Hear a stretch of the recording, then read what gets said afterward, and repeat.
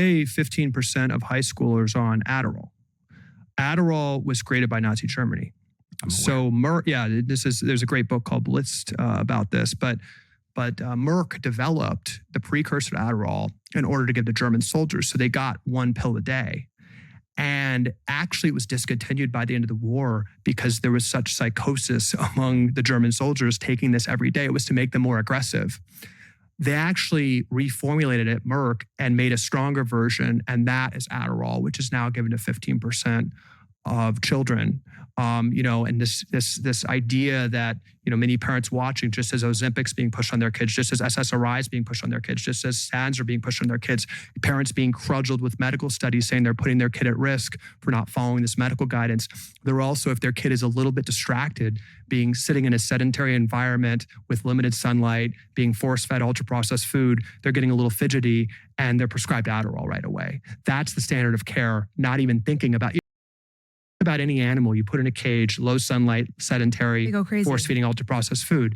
So just as prisoners, just as a societal level here, we're really committing mass child abuse in many ways, and we're normalizing that, and we're not speaking out about that, and then we're giving people stimulants developed by Nazi Germany. I mean, it's kind of crazy. That's much more profitable. I mean, from a pure economic standpoint, getting a kid off of this treadmill costs millions of dollars.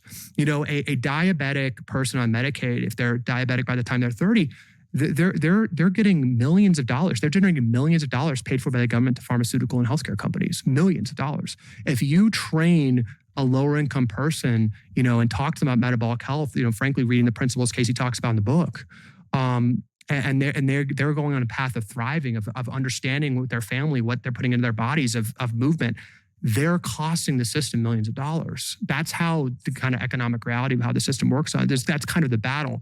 Getting to your point about how people let this happen on doctors, I think the brilliance of the systemic design is the most revered people in our society are basically able to keep up this system. They're able to have their fancy studies that really just take responsibility for managing the disease instead of curing, right? They censor. I had a call when I attacked the dean of Tufts Nutrition School, the most prominent nutrition researcher in the country, Dariush Mozaffarian.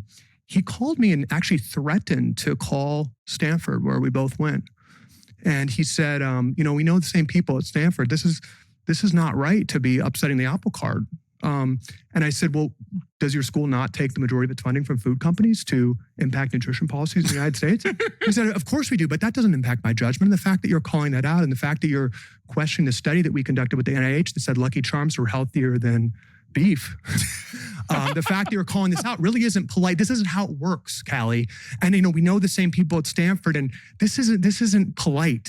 I'm going to call Stanford and basically threatening me to be kicked out of the club.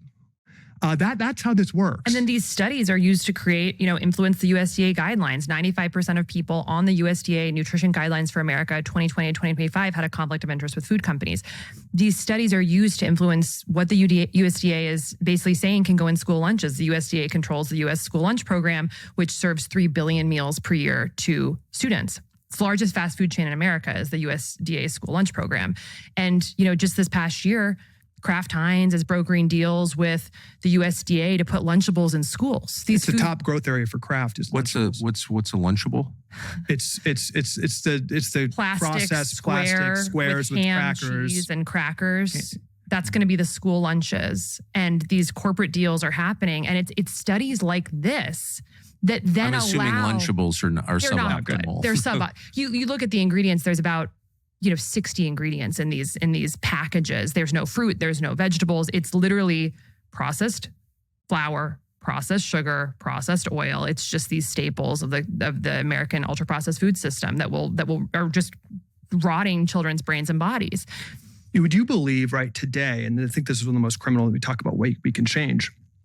Today, the USDA, which sets the standards that impact schools, that impact parents' perceptions, everything, they say that a healthy diet for a 2-year-old is up to 10% added sugar. They're recommending added sugar for 2-year-olds when we have a metabolic health crisis, a childhood obesity crisis, and where 33% of young adults now have prediabetes, which would have just been absolutely unthinkable. There's an assault on children's cells because of our food Added sugar is a huge one. And the USDA recommends it. It's so simple. If medical leaders actually had courage, if we had the volume and the urgency of our medical community talking about the COVID vaccine, about the childhood chronic disease crisis, not banning sugar, not banning anything, but just from a medical perspective, saying it's probably a good idea to re-look at what we're feeding kids in the midst of a metabolic health crisis, and probably sugar should be discouraged.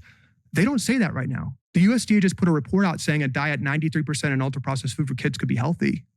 The USDA is doing marketing for ultra-processed food. They're not speaking in a clear voice because 95% of the advisors on the committee are corrupted. 40% of the advisors that President Biden has already put for the next committee are paid for by the maker of Ozempic. Why do we have a huge chunk of the USDA Nutrition Guideline Committee paid for by Ozempic? You'll have to unpack that one for me. A foreign drug maker. Yeah, and then you've got, Jason and Travis Kelly brokering. You might have seen they're now endorsing a new cereal blend with General Mills, and every mainstream media outlet is with them basically laughing about how great this is. They're not talking about this metabolic disease epidemic that's destroying our children. They just turn a blind eye to any of the problematic nature of this because, of course, their ad funding comes from pharma and food. Can I